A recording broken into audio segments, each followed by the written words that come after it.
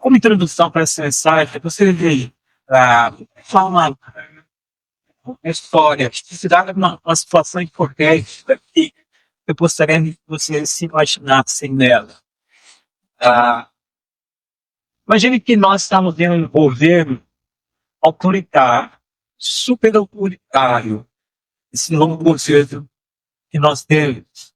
E no início, eles convivem bem com os cristãos, mas com o tempo, eles começam a perceber que se houver alguma coisa contra o governo, os cristãos vão se aliar a outros e isso vai ser ruim para o governo. Então, eles começam a moldar os cristãos. E eles fazem os cristãos de escravos para ele. Vão trabalhar só para comer. E se não derem, não cumprirem a meta em relação ao trabalho, vão apanhar fisicamente. Açoites, tapas, imagine sofrimento físico. Vão sofrer bastante. Mesmo que o governo não dê as ferramentas necessárias para cumprir a meta do trabalho como escravo, tem que cumprir a meta. Todo dia. Acabou o dia, você não fez o que o governo mandou, vai apanhar. No outro dia, a mesma coisa. Você só com isso. Ele te machuca. Machuca fisicamente, você é humilhado. E eles progridem um pouco mais nesse sofrimento. Eles passam a não considerar a sua família.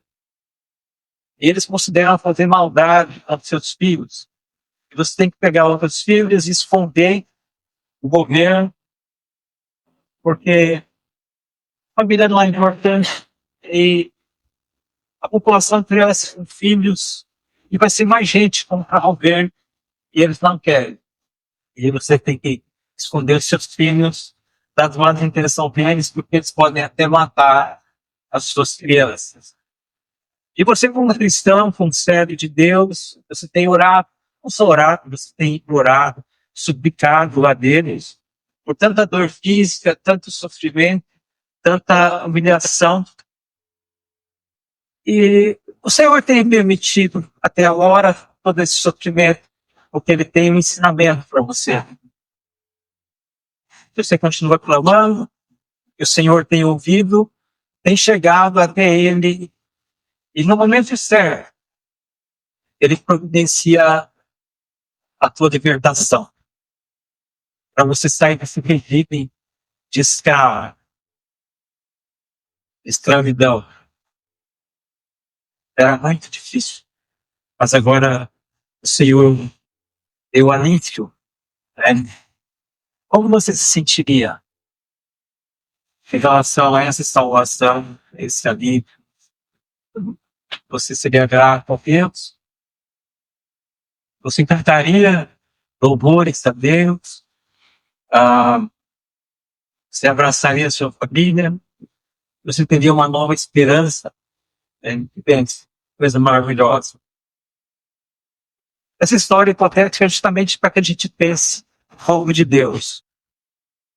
Não cristãos, porque Jesus ainda não tinha vindo ao mundo, mas já era o povo de Abraão, já era o povo de Deus, lá no Velho Testamento. Abra sua Bíblia, no livro de Êxodo, capítulo 1.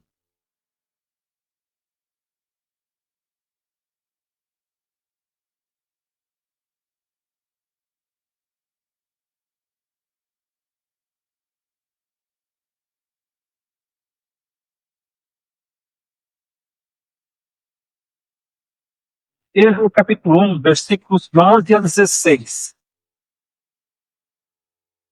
E os egípcios puseram sobre eles feitores de obras para os afligirem com suas cargas.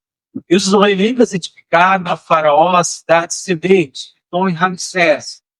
Mas quanto mais os afligiam, tanto mais se multiplicavam e tanto mais se espalhavam, de maneira que se inquietavam por causa dos filhos de Israel. Então os egípcios, com tirania, faziam servir os filhos de Israel. Eles fizeram amargar a vida, com dura servidão, em barro, em tijolos, e com todo o trabalho no campo, com todo o serviço em que na tirania os serviam. Verso 22. Então ordenou Faraó a todo o seu povo, dizendo: a todos os filhos que nascerem aos hebreus lançarei no Nilo, mas a todas as filhas deixarei viver. Capítulo 2, versículo 11. Naqueles dias, sendo Moisés já homem, saiu a seus irmãos, e viu os seus labores penosos, e viu que servo egípcio espancava o hebreu, do seu povo. Versículo 23 ao 25. Decorridos muitos dias, morreu o rei do Egito. Os filhos de Israel gemiam sob a servidão, e por causa dela clamaram, e o seu clamor subiu a Deus. Ouvindo Deus o seu gemido, lembrou-se da sua aliança com Abraão, com Isaac e com Jacó. E viu Deus dos filhos de Israel e atentou para a sua condição. Capítulo 3, versículo 7. Disse ainda o Senhor: certamente que a aflição do meu povo está no Egito, e ouvi o seu clamor por causa dos seus exatores. Conheço-lhes o sofrimento. Hoje desci a fim de livrá-lo da mão dos egípcios, e para fazermos subir daquela terra uma terra boa e ampla, terra que manda leite e mel, o lugar do cananeu, do Eteu, do Amorreu, do Ferezeu, do Eveu e do Jebuseu. Pois o clamor dos filhos de Israel chegou até mim, e também vejo a opressão com que os egípcios os estão oprimindo. Né? Dá para fazer uma ligação com aquela hipotética história que eu contei para você no início. Difícil a situação deles, tanta dor, tanto sofrimento, mas tudo isso estava chegando até Deus. Eles não estavam só vendo, eles estavam ouvindo isso. E ele então deu uma esperança para eles de um outro lugar, uma terra maravilhosa, uma terra que mana leite e mel. Deus providenciaria então um libertador para eles. Abra agora em Êxodo, capítulo 14.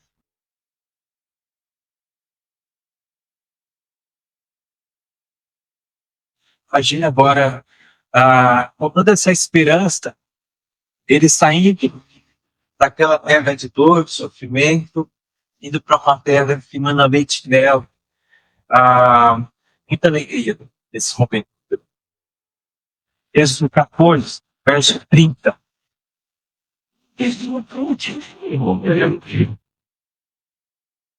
Da escravidão para a liberdade, para a esperança. Êxodo 14, 30.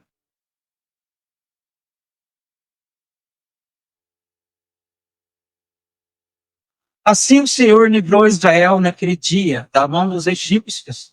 E Israel viu os egípcios mortos na praia do mar, e viu Israel o grande poder que o Senhor exercitara contra os egípcios.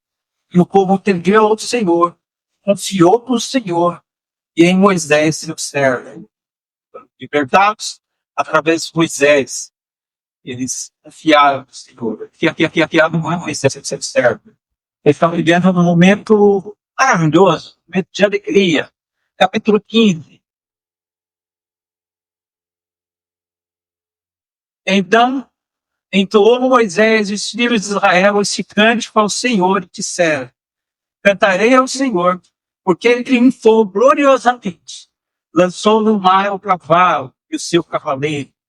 O Senhor é a minha força e meu grande. Ele me foi por salvação. Este é o meu Deus. Portanto, eu o louvarei. Ele é o Deus de meu Pai. Por isso, o exaltarei. E ele continua. Então, eles saíram alegres, vivos, toda aquela coisa, cantando, né? O Senhor é o meu Deus. Eu o louvarei. Eu o exaltarei. Ele é minha força, o meu grande. Ou seja, ele é tudo para mim, né? Estou indo para uma terra, o Senhor prometeu, uma terra que manda leite de mel, uma terra boa, vai ser diferente com a minha esposa, com os meus filhos. Agora a gente tem esperança, não é? Mas, da libertação, eles demoraram 45 dias para chegar ao Monte Sinai. E, mesmo no meio do caminho, eles foram causando alguns problemas. Eles foram reclamando da falta de água, da comida, eles queriam carne, porque lá no Egito eles tinham carne. Moisés subiu no Monte Sinai para receber as tábuas da lei, estava demorando para eles. Eles falaram para Arão, faz um bezerro de ouro. Moisés desceu e viu aquilo, aquela adoração, ele quebrou as tábuas da lei, né? Depois ele subiu novamente do Monte Sinai para receber novas tábuas, mandamento do Senhor. Eles começaram depois a fazer o tabernáculo. Durante esse período eles se comportaram bem, construindo o tabernáculo que o Senhor pediu. Mas após a construção do tabernáculo, a gente entra no começo do livro de Números. O Senhor falou, olha, há bastante tempo, já tem um ano que vocês estão aqui, está na hora de vocês sair. Já passaram tempo demais aqui. Precisam ir para a terra que eu dei para vocês. Eles saíram bem organizados, da forma como o Senhor organizou, exército ali, os levitas, a forma como eles tinham que desmontar o tabernáculo e montar de novo as paradas. E eles foram rumando mais para o sul, no deserto de Parã, onde via Cades Barneia. E até lá, eles foram também murmurando, causando problema. Em alguns momentos, assim, fizeram realmente muito mal e o Senhor teve que matar alguns deles. Antes de fazer o tabernáculo, quando houve a questão do bezerro de ouro, foram 3.000 mortos. Após a subida deles para o deserto de Parã, várias coisas foram acontecendo ali. Se você ler o livro de Números, capítulo 11, aproximadamente capítulo 16, várias mortes. Deus, na realidade, queria liquidar eles e começar uma nova geração através de Moisés. Mas Moisés sempre correndo, orando, intercedendo pelo povo, se vivendo em terra, rosto no chão, pedindo, e o Senhor tendo misericórdia e continuando com esse povo. Até que eles chegaram em Cades Barneia, lá o Senhor falou, olha, vocês separam 12 homens para espiar a terra de mana, leite e mel, a terra que eu vou dar para vocês. E esses 12 homens foram, entre sua ida e volta, eles demoraram 40 dias. Nesse período, eles espiaram a terra, e de fato, uma terra maravilhosa, terra que manda leite e mel, exatamente como o Senhor falou. Né? E eles voltaram para dar o relatório. E esse relatório, desses 12, 10, eles disseram o quê? Sobre a terra. A terra era boa, tá? Mas não dá para entrar nessa terra. Nós temos um problema lá. Abra sua Bíblia em Números, capítulo 13, versículo 25.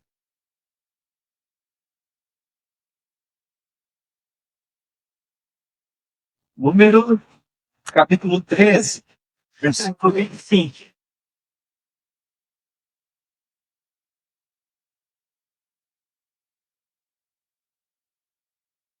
Ao cabo de 40 dias, voltaram de espiar a terra, caminharam e vieram a Moisés e a Arão e toda a congregação dos filhos de Israel no deserto de Parã a Cádiz.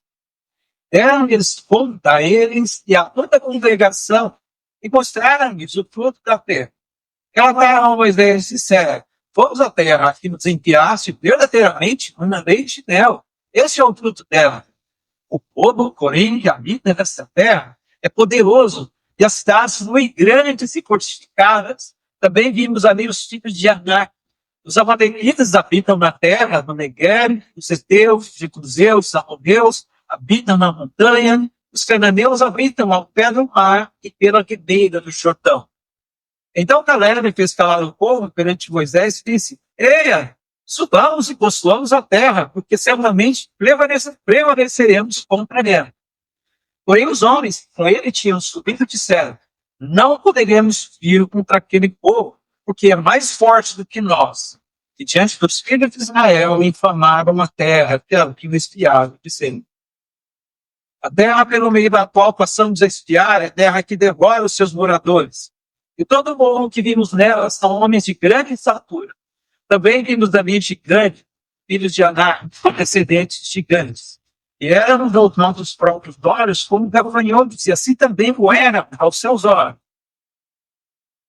Levantou-se, pois, toda a congregação e gritou em alta voz. E o povo chorou aquela noite. Todos os filhos de Israel murmuraram contra Moisés e contra Arão. E toda a congregação lhes disse: Tomara tivéssemos morrido na terra do Egito, ou mesmo neste deserto.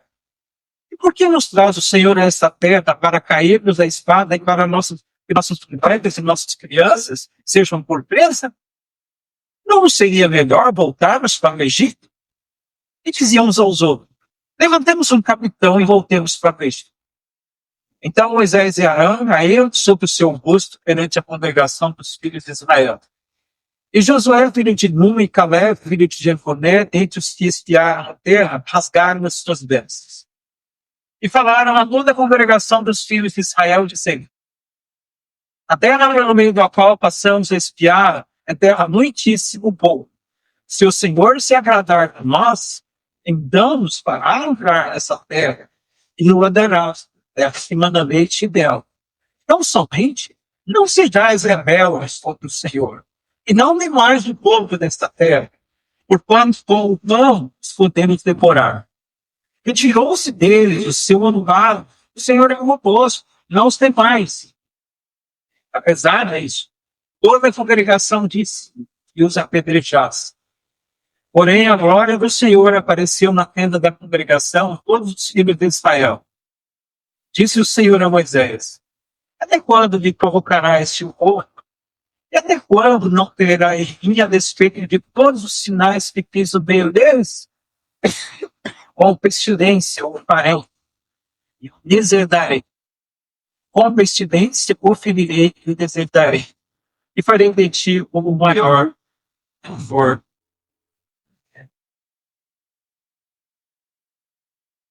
O que você acha? O que você acha disso? Dá pra gerir isso? Dá pra sentar em tipo de atitude? Dá pra imaginar? O que o Senhor fez por eles até agora? Já se passaram quase 2 anos.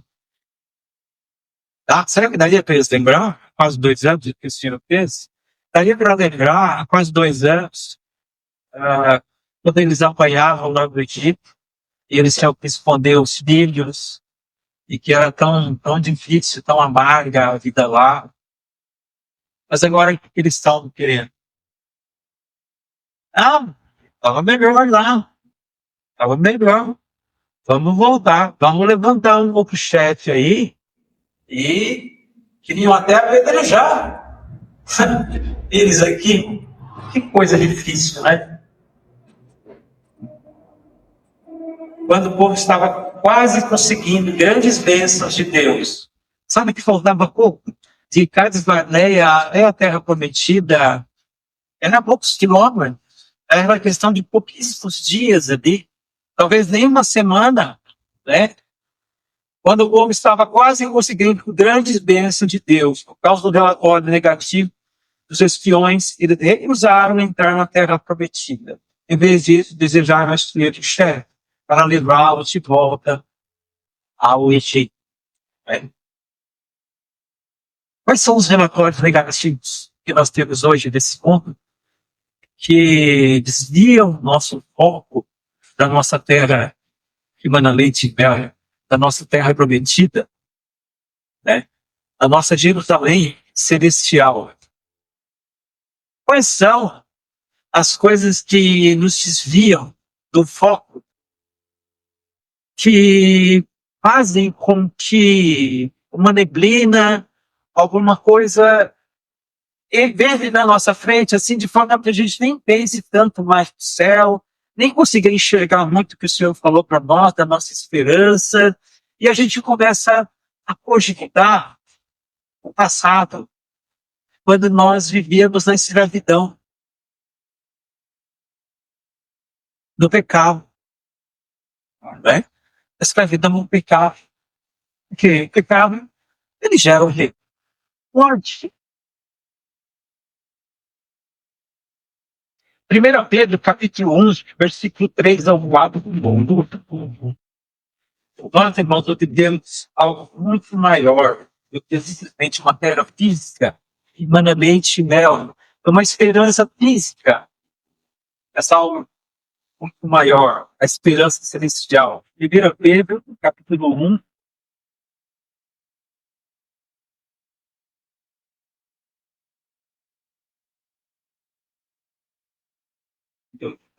Eu fui chamado para fazer essa pregação. Isso é palavra que eu vou pregar, né? Esse eu posso ver também, mas acho que mais importante é a esperança que nós temos.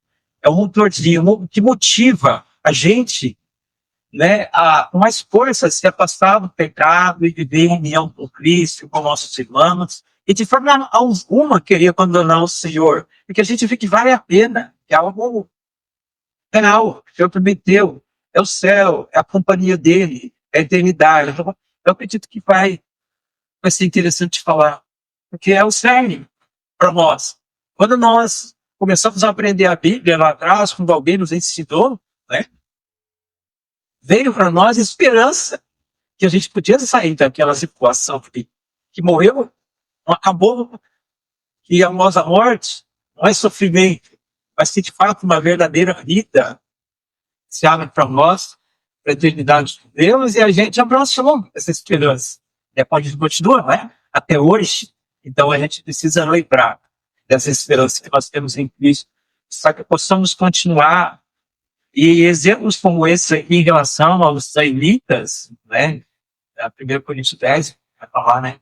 Os exemplos maus dos israelitas do passado, para que a gente não venha a praticar a mesma coisa. Né? A gente não venha a murmurar, a gente não venha sem graça, mas que a gente olha para o que nós temos em Cristo.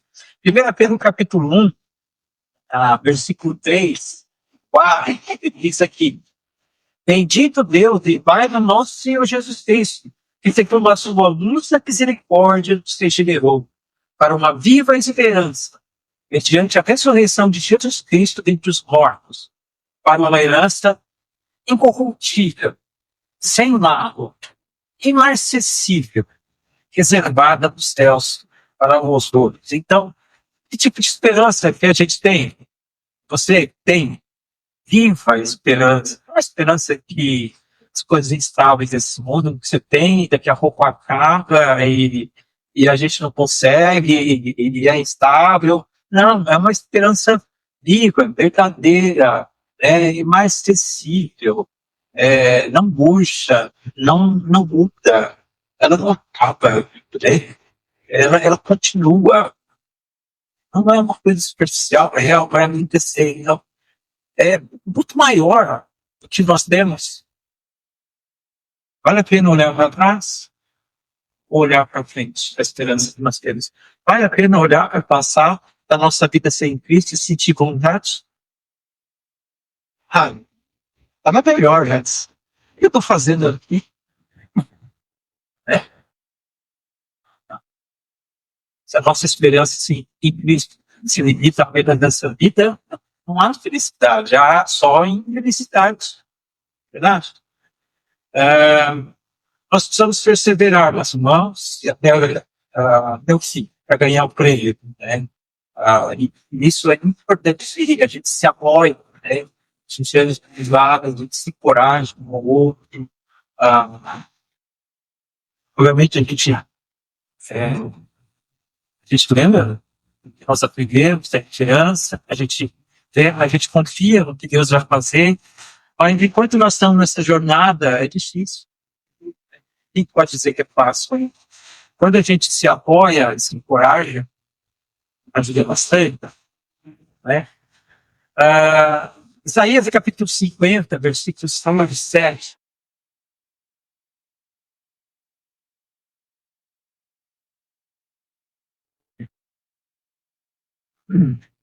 Acho que é um trecho só, e enfatiza a ideia que Jesus, Isaías, falando que Jesus sofreria, mas ele sofreria com confiança no Pai, né? E o Senhor Jeová não desampararia, ele podia confiar no Pai.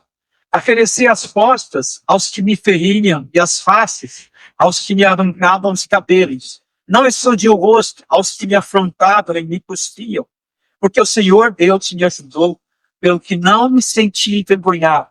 Por isso fiz o meu rosto como um seixo, e sei que não serei envergonhado. Até que ele ia aguentar, ele não ia, nada ia parar. Ele ia cumprir a sua missão até o fim, morte de cruz. Até o terceiro dia, ele vai ressuscitar e finaliza estando à direita do Pai. Né? Podia cuspir, podia bater, podia humilhar, podia ter os que ela pode dizer negativos, né? Mas nada ia mudar. Para nós, deve ser diferente. Nosso caminho não é o mesmo. Jesus, o nosso Senhor, precisamos confiar na condição. Não precisam ver, mas você lembrou de usar aquele texto em capítulo 2, versículo 5 em diante, da limite da ceia, né? Jesus subsistindo a forma de Deus, né? Ele não julgou com usurpação ser igual a Deus, né? No sentido de que o céu não ia reter, que ele não ia ficar lá, que ele ia ter, né? Ia sair daquela posição, ia vir até aqui, ele ia se sublinhar até a morte de cruz. Para que nossos pecados fossem perdoados, para que nós tivéssemos a esperança, mesmo nessa terra, Jerusalém celestial, para que a gente pudesse estar com o Senhor, né?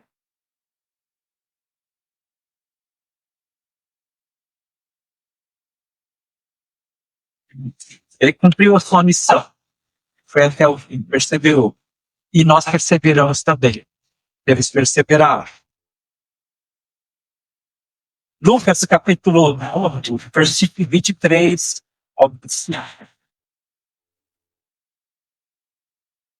De novo, não foi fácil. Não está sendo fácil para vocês. Não está sendo fácil para mim e não foi fácil para Jesus.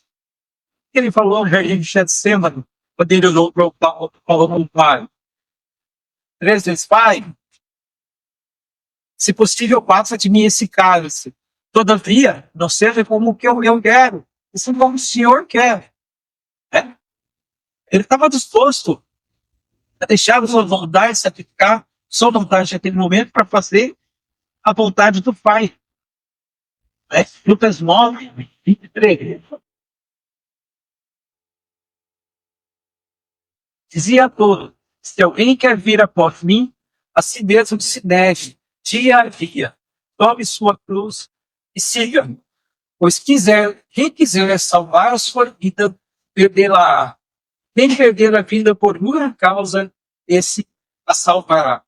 Que aproveita o homem ganhar o mundo inteiro, se vier a perder-se ou causar dano a si mesmo? Deus não quer que a gente se perca. Porque se nós nos perdemos, é dano para nós mesmos. Né? A vontade dele é que a gente persevere e alcance a coroa celestial, mas para isso a gente se sacrifica. Senhor, não seja a minha vontade, seja a tua vontade. E por causa da sua vontade, eu deixo de fazer a minha. Eu cumpro a minha missão, eu vou até o fim. E qual é o fim? morte física.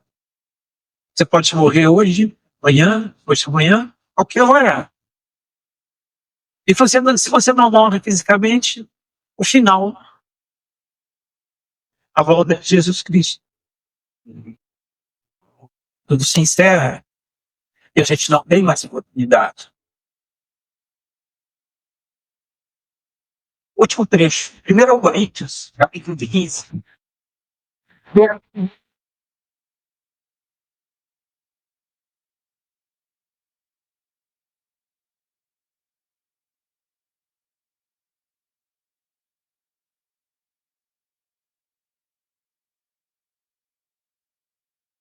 E isto afirma, irmãos, que a carne e o sangue não podem herdar o reino de Deus, nem a corrupção herdar a incorrupção. Entre consigo um mistério. Nem todos dormiremos, mas transformados seremos todos. No momento, um abrir e fechar de hora, ao ressoar da última trombeta, a trombeta soará, mortos ressuscitarão incorruptíveis, e nós seremos transformados. Porque é necessário que esse corpo corruptível se revista da incorruptibilidade, e o que é mortal se revista da imortalidade. Quando este corpo corruptível se revestir de incorruptibilidade, e que é o mortal, de imortalidade, então se cumprirá a palavra que está escrita: tragada foi a morte pela vitória. Onde está a morte, a tua vitória? Onde está a morte, o teu aguilhão? O aguilhão da morte é o pecado, e a força do pecado é a lei. Graças a Deus que nos dá a vitória por intermédio de nosso Senhor Jesus Cristo. Portanto, meus amados irmãos, sede firmes na palavra e sede abundantes na obra do Senhor, sabendo que no Senhor o vosso trabalho não é bom. Jesus vai voltar. Se Jesus voltar e você já morreu, o que acontece? Você é ressuscitado. Você pensa, esse corpo só tem um corpo de glória, corpo transformado, incorruptível, como de Cristo, Filipenses 3:21. E se você está vivo, você é transformado desse corpo falível, corruptível, fraco, no corpo de glória, como de Cristo. E aí todos nós vamos estar como o Senhor para onde sempre. Onde está a morte, a tua vitória? Onde está a morte, teu aguilhão? Cristo venceu. A vitória, a morte não dá mais a palavra final. E aí, naquele versículo penúltimo que eu li para vocês, graças a Deus que nos dá a vitória por intermédio do nosso Senhor de nós. Vamos pensar em voltar para o passado, para a escravidão do pecado? Não, de jeito nenhum. A pena continuar, gestar o outro, e aí vamos recuperar, tá? O Senhor, tudo na palavra que a gente faz, o Senhor está olhando, vai ter a recompensa. Não é vão a nossa vida aqui em Cristo Jesus.